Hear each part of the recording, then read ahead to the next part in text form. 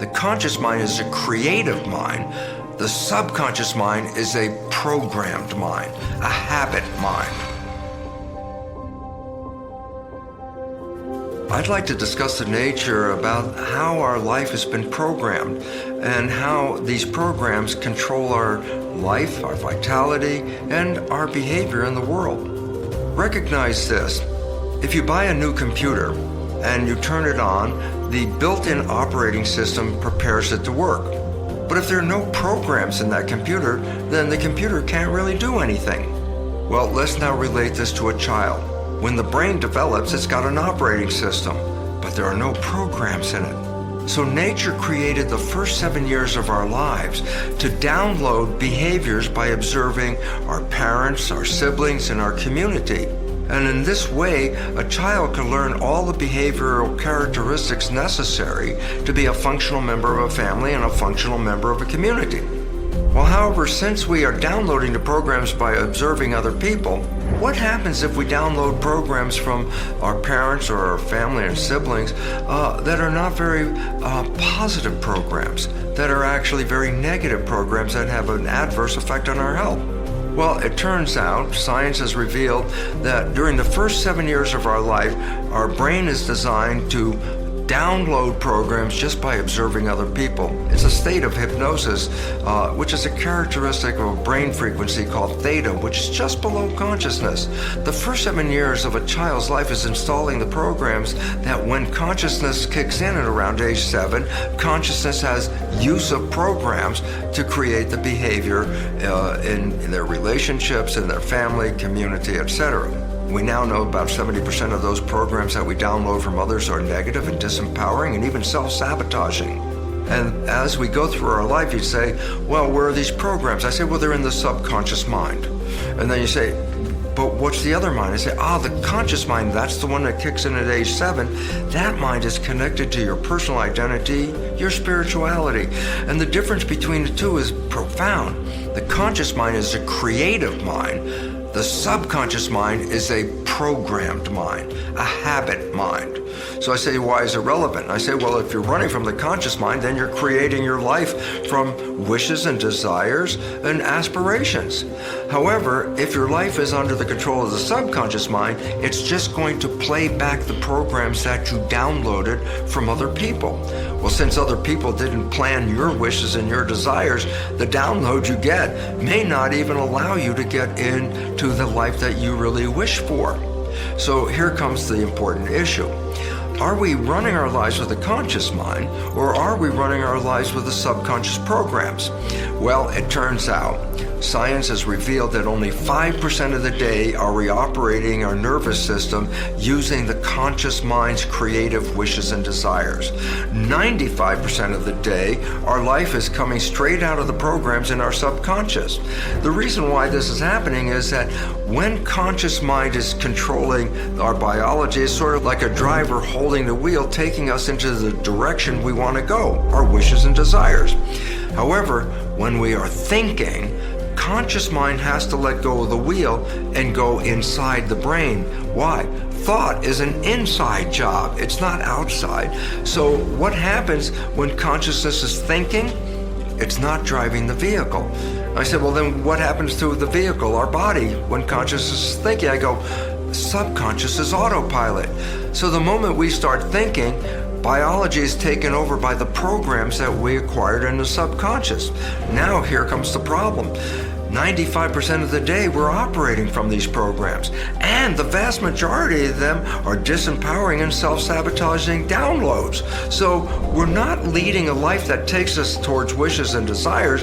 We're leading a life that manifests the issues that we downloaded from other people, mostly negative.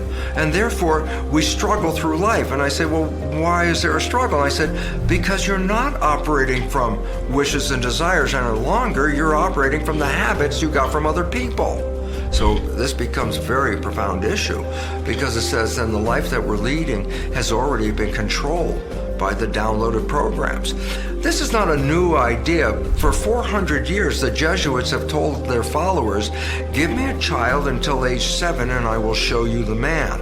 What they were saying was actually telling people, if you give me an opportunity to download programs in the first 7 years, that will determine the child's rest of its life. Why? Because 95% of a person's life is coming from those programs. So the issue now is facing is, what should we do with these programs? And the first issue is, what are the programs? Why? Because they were being downloaded in the last trimester of pregnancy and all the way through the first 7 years of life. So basically, you weren't there when you were in the womb. And if I asked you what programs you get when you were 0, 1, or 2 years of age, you'll go, I have no idea, because consciousness wasn't even engaged at that point. So the first thing you need to know is, what controls your life? 95% from the programs. Yeah, but what are the programs? And here comes a simple insight. 95% of your life is coming from the program, so your life is a printout of the programs downloaded in your subconscious mind. And so significance is easy. Look at your life. The things you love and desire and wish for that come into your life, they come in because the subconscious has programs to acknowledge that. But here's the more important part. Where you struggle in your life, where you want to have a certain outcome, but you work hard for it, you put a lot of effort into it, you're sweating over it to make something happen. Why are you struggling so hard to create those wishes and desires? And the answer is very simple. The programs that you were downloaded with do not support those ends. So as a result, your behavior is sabotaging you. And then, this is the link and the catch for all of it is, when you are playing subconscious programs, why are you playing them? Because conscious mind is inside thinking. And as a result, conscious mind is not observing the behavior that's coming out from the program. And since most of those programs are self-sabotaging and disempowering, you yourself don't even see that you're engaged in the process, because subconscious is playing that and conscious mind's not observing it. And why this then becomes important is, it's necessary for you to understand these programs, because we can change those programs. And when we change the programs in the subconscious, we rewrite the character of our lives. While the conscious mind is a creative mind, it can learn in any number of ways. Reading a self-help book, watching this particular video, going to a lecture. You can easily download new knowledge into the conscious mind. The significance is the conscious mind is creative and it can be very smart. But the issue is, downloading new knowledge into the conscious mind does not change the program in the subconscious. It's a different mind and learns in a completely different way.